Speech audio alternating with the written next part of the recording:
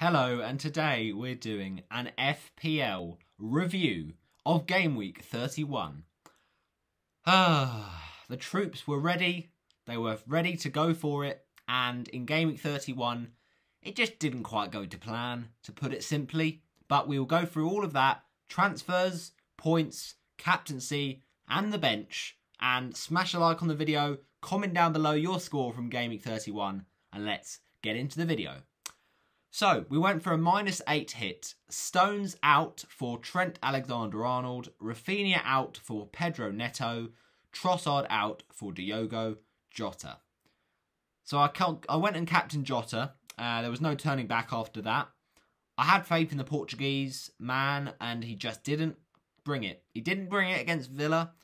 It's a really big shame. I mean, he had that header that, you know, he couldn't score from. But that was a decent effort, not a goal, and a blank, because he's got me 4 points this week. I mean, it was a funny captain, really, when I look back at it, but it just felt right, because people were captaining Liverpool players. Most people had Salah. I couldn't afford him. I went with Jota. It is what it is, you know. It's a shame we didn't go with Dallas, but don't even get me started on Stuart Dallas. I mean, it's just crazy. But at least one of our transfers worked. Trent Alexander-Arnold, 11-pointer, thank you very much. And Neto, I mean, can you get any more unlucky? I bring him in for the first time this season ahead of great fixtures long-term. A long-term buy. And what did he go and do? He gets injured after 31 minutes for the rest of the season. Oh, I just cannot be bothered with FPL luck sometimes. So that is a nightmare. You hate to see it. And at the start, I was thinking, you know, that team looks tasty when I locked it in. And I was thinking, come on, I just need a bit of luck. And I simply didn't get that this week. So we're going to go through player by player and review what was just an absolute shambles. So obviously, with that situation with Neto, it didn't exactly start well. And at this point, I'm just thinking, like, I have not missed you, FPL, because my transfer in just gets injured so early. So basically, the ball drops for Mitrovic on the penalty spot. Wolves fail to properly clear. Fulham set piece. He can't get a clear sight of goal. There's a Wolves defender blocking his path. And on the other side of the pitch, meanwhile, there's concern for Neto. He isn't able to shake that knockoff, and he's replaced by João Moutinho. So not only is this a blow for my FPL team, it's also a blow for Portugal, my team at the Euros. And we really look like a squad who can go for it in this Euros, but you know, Neto was that kind of player that was a bit more of a wild card choice, a bit more interesting, an up-and-coming Portuguese talent. And now he's going to, unfortunately, looks like, unless something something happens, he's going to miss it. And it's such a shame because he's had such a great season for Wolves, and it just ends in absolute heartbreak. So, yeah, horrible stuff for Pedro, and I hope he, you know, has a speedy recovery. But there was just this point, and it was on Saturday morning.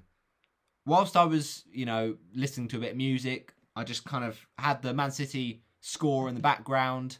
Just thought, oh, okay, let's see what's happening. Let's see how things are going. We see the lineup. Diaz isn't playing. Gundogan isn't playing. Brilliant. And then we start to think, okay, this game week is actually a joke. Duke Dallas goes and scores 2 goals. And he's on our bench. He's on our bench like every other FPL manager did. But some FPL managers got the luck of the draw, and they got players missing out, which meant an auto sub for Dallas to come in. And I was not one of those managers. I only had 2 players that didn't play. And that was all because of Pep. So, Pep Guardiola, I'm not happy with you. I mean, Duke Dallas, we called it at the start of the season, the next Lord Lundstrom. And he's proved it time and time again. What a legend. It's a shame because he's probably going to get a midfield change next season, but this guy scores 3 goals at Old Trafford and the Etihad combined. He's just a legend. He only scores screamers. The first one was a well-taken finish. The second one wasn't a screamer, but they're still brilliant goals on the counter. And really, Man City, they're so susceptible to that counter-attack.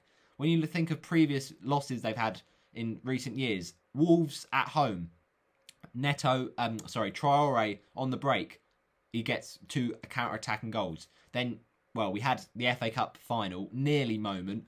But we just saw how Watford broke so well down that right-hand side with De La Feu and Decore, and then Pereira nearly, cut them open. And then again, in that Manchester United away game, Luke Shaw scores a counter-attacking goal. And then again, in the game against Leeds. It's just crazy. So that is their soft spot, really. But Leeds were fantastic. Just fair play.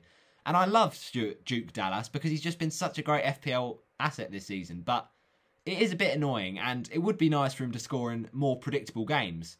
And I guess what he'll say to all us managers is, you've got me, so the fact that you've not played me and not put the faith in me, that's you've got what you've deserved by me getting goals. So basically, Stuart Dallas, I admire your absolute legendary play, but just leave it out at this point. So yeah, we miss out on that 17-pointer. And then it meant that because I had Target second sub, I got in Matt Target versus Liverpool because Diaz didn't play. And it's just like, do I really want Matt Target against Liverpool? Really? I just know that they're not going to keep a clean sheet there. And Dallas, we knew, was obviously going to get a lot of points. And then I can't even, get Diaz this week. Diaz, if he'd have played, he probably goes and scores a set-piece goal because Leeds are quite weak on set-pieces. But no, John Stones plays instead. Frustrating. Stones, of course, the player who we transferred out this week, but it wasn't the worst idea because Man City had a shambles, no clean sheet for them, and the replacement, Trent, did the bits, 11 points. You love to see that. But yeah, no Diaz, no Dallas, defensive nightmare. So then you're thinking, all right, well, at least Bamford will come on for me because it looks like Gundogan's not going to play. Oh dear, he does come on. I mean, you've got to be joking at this point. So Gundogan comes on for 32 minutes, and I didn't know it at that point, but that was going to be the problem of my whole game week because Bamford, because of that, stays on the bench, and you're thinking, right, brilliant. Then you think, okay, actually, at the end of the game week, Bamford will come on for me and get me those 4 points from the assist because Calvert-Lewin misses out, and Calvert-Lewin, just completely random, gets an injury, and you're thinking, okay, well, at least we get some assist points, but then Bamford gets subbed off as sacrifice for that Cooper red card. And ultimately, we still can't get Dallas's points, whatever we do. So it is still very frustrating to see that. And Bamford, he's a player that can be up and down, but I still think it's worth keep hold of him. The tough fixtures, yes, but after that, great fixtures. And he can score against anyone. He's still got that goal threat, so I'm glad I didn't sell him. If only Dallas was second on the bench, and then I could have just got that 17-pointer because of Calvert-Lewin not playing. Just allow it, man. It's just so gutting, so frustrating, and so sad. And I think a lot of people were in the same boat, but they got lucky with players not playing, and I wasn't one of those people. And then Pedro Neto, you just can't predict those things. How much more garbage do you want to throw at me, FPL, at this point? So, yeah, it's not exactly ideal. And, if it was one goal I'd missed out from Stuart Dallas, then I guess it's not too bad. But 2 goals from Stuart Dallas, not 1, but 2. 2, just like Pep Guardiola did at Anfield last season when he expressed it to the 4th official. Twice. That's how many times Stuart Dallas scored, and it did really sting. But let's move on to better things this game. We've got to try and always look on the bright side of life. Yeah, it should have been Dallas really coming in, but it is what it is. Matt Target, I'm not happy with you because it's a 0-pointer. At the minute, right, some of my defenders, they just like to join the 0-point club. Like, Target and Cresswell both did it this week. What's that about? Like, they were so good before that. Cresswell was in amazing form, and the last 5 game weeks or so, he's really gone off the boil. It's just like, come on, you can't get yourself a booking and then concede that many. It's just not ideal at all. And maybe, just maybe, in my FPL preview for Game Week 32, one of Cresswell or Target might have to go because they're just not doing it right now and the fixtures are not ideal. So yeah, it's a bit of a letdown, to be honest, and Jota blanking as captaincy is not what you hate, not what you like to see. But the positive, Trent, 11 points, and he proves a point to Gareth Southgate in the Anfield crowd. And that is what you love to see. What a finish from Trent. 1 touch, and then bang, past Martinez, who we didn't play this week. should have played because he gets save points every week, man. He's just so good. But Mendy, we played against Palace because of the fixture. We target the fixtures. And then he doesn't keep a clean sheet. He concedes with Palace's only shot on target. I mean, come on, man. So frustrating. What more can you do at this point? So, let's first of all start with Mendy. And I think right now that Chelsea defence is still worth having. Like, if you got them in for that ahead of that West Brom game, just keep persevering. But Mendy, man, he really is testing my pension. My pension? No, I'm not that old yet. My patience. He just looked so good for me around game week 20, game week 19. Got that really nice, round of bonuses, and then did really well against like Tottenham, clean sheet, and all that games. But now he just seems not confident. I don't know what's gone on really. And yeah, 2-pointer against Palace. You just don't like to see it. And moving on swiftly, Trent was the only defender that actually got any points for me at the back line, so not good at all. But Jesse Lingard, what an absolute legend. He is unstoppable, and I didn't captain him. I mean, I'm actually deluded. Like, why would I not captain the best informed player in the league? Like, there was not many captaincy options this week. Like, Kane had a bad fixture. A lot of teams were playing teams of similar, like, quality. So why did I just captain Lingard? I just don't know. Because we worship his form, we worship his points, and then we don't deliver him with the we don't, reward him with the captaincy. It's just absolute brainless from me. But it is what it is. Trent, brilliant. Lingard, brilliant. 14 points. I mean, you really can't ask for more than that, can you? Lingard is just so clinical right now, and he's playing, I think, at the right level. At Man United, not to, disrespect them, but he just wasn't suiting the style, and he's perfectly suiting the style at West Ham this season. And even with Antonio out and Rice out, he just looks like he's playing further forward, along with Jared Bowen. They're a great, little pair of sidekicks.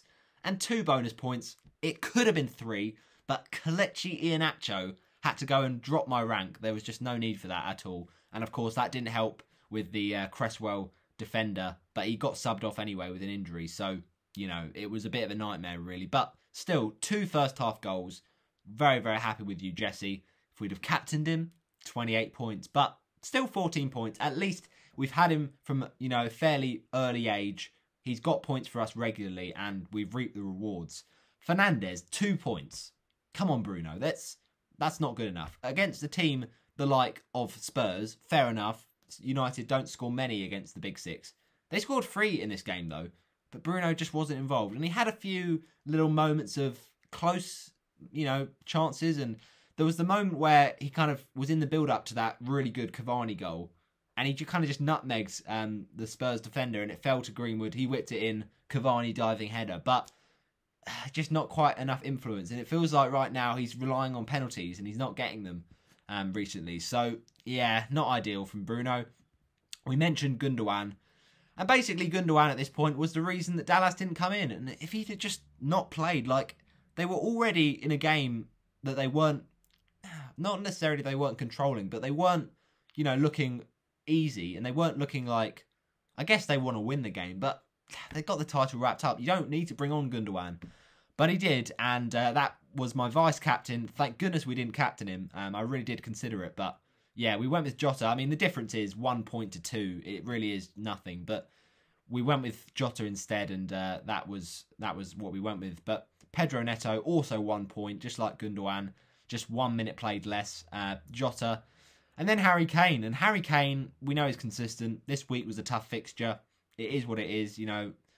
I had captaincy on him for a lot of the week, and then I changed it because I wanted to go with Jota.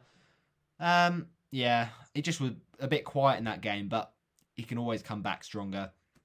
Bamford, 4 points. You'll take that. In a tough fixture, gets an assist.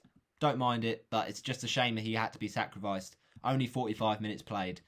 And the bench was just a bit, forgettable, really. If I could have had some points from Calvert-Lewin or Diaz, and they'd somehow managed to still be on the bench, I don't know. That would have been the perfect week for bench boost, but of course, we know we absolutely wasted our bench boost in game week 26. Harvey Barnes, what an absolute imbecile. But no, 4 points from Martinez. he's still class. A bonus point to go along with it, despite losing. That is impressive. 8 saves, despite the -1 for the 2 goals conceded. Calvert-Lewin, we don't know what's happened with Calvert-Lewin. I don't know how, he got injured last minute. And to be honest, his form has been pretty poor anyway. But he has got a double coming up. So do we hold? Do we stay? It's a difficult decision. Diaz, 0 points. It's just the Pep Roulette. It's just standard at these days. And then Dallas, 17. I mean, 3 bonuses. You hate to miss out on it. But, shoulda, woulda, coulda. I didn't play him in my second sub. So it is what it is. We move on, though, to game week number 32. And it will be a double game week. But just quickly, in terms of my overall rank at the minute, it was a stinker of a game week. We can't deny that. And I think it's best we just kind of dust ourselves down, forget about that one. We got bang on the average score, by the way, across all FPL managers, 41 points, which is pretty awful, I'll admit. 41, we got to be getting a lot better than that. It was captaincy that let me down, I guess, but it was also a lot of injuries and not getting Dallas's points. So yeah, it's a painful red arrow. Just couldn't be happening. Only 2 players not playing, not 3. And I was so close to captaining Lingard, but not quite. So the -8 in consideration, it finished on 33, and that is grim. I just don't like it at all. So yeah, it was not exactly ideal. You have to remember, though, at least Rafinha and Trossard, who we transferred out this week, did nothing. They blanked, and we didn't miss out on points there. And, it was a long-term thing, really, to get rid of Trossard because the fixtures really had turned. So it's an awful game week rank, to be honest, and that is 4,101,193. So not good at all. Very, very bad. But we are up to 1,890 overall points. Our overall rank is sitting at 391k, and then 677 the rest of it. So we're down this week by 85k. I mean, that really does sting. But, we're getting unlucky this season. And I think we're getting unlucky with captaincy. But don't forget, we've still got a chip to go. Triple captain. When do we use it? Which game week between now and the end of the season? Who knows? It could be any week. But ultimately, it's still, another game week. We got the next game week to go. We got that moment to kind of bounce back and try and redeem ourselves after what was a bit of an abysmal performance. But, why do I never win? We go again. We show that determination to never give up in FPL, even if everything seems to be going against you. And with that rank of 391,677, we know we can do better. We certainly do. So we've got 10 games coming around in Game Week 32, and we will preview all of those and my transfers for Game Week 32 in my FPL preview coming up on Friday. I think I said in another video or something that it would be Saturday. It's not. It's Friday. Friday deadline. 8 o'clock is the first game, so it's a 6:30 deadline once again, and that one will be coming out at 6:30, and I might have another video at 6:45, so watch them on different tablets. I don't know. Make sure you tune in to both of them, though, and smash a like on them both. So thanks for watching this FPL review for Game Week 31. We need to forget that, and we need to move on, but, mention in the comments, did you have a worse game week than me? Did you have a better game week? Chances are you probably did. But at the end of the day, we still got a solid squad, and we've got a few changes to make. So it'll be interesting to see what decisions we kind of go towards over the next coming days. But thanks for watching. I shall see you in the next one. Bye-bye.